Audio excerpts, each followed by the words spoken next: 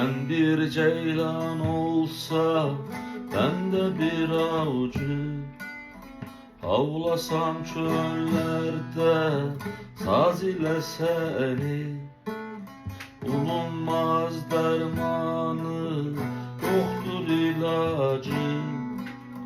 Vursam yaralasam söz ile seni. Bulunmaz dermanı, yoktur ilacı. Vursam yaralasam söz ile seni.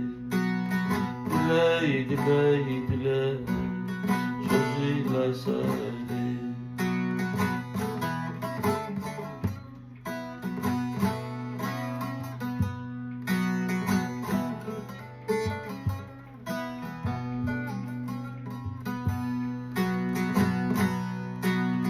Vurulma sevdiğim gözlerimdeyim.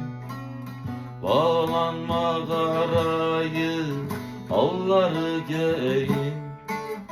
Ben bir çoban olsam, sen de bir koyun. Seslensem elimi düz ile seni. Ben bir çoban olsam, sen de bir koyun. Seslensem elimi düz ile seni.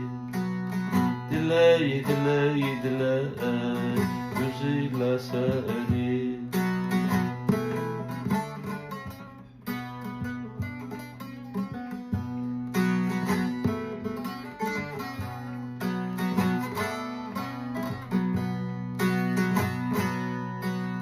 Koyun olsam otlatırım yaylada.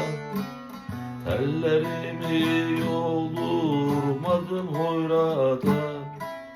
Balık olsam takla, dönsem deryada. Düşürsem toruna ay kızıyla seni. Balık olsam takla, dönsem deryada. Düşürsem tornayı kızıyla seni. Dile dile dile kızıyla seni.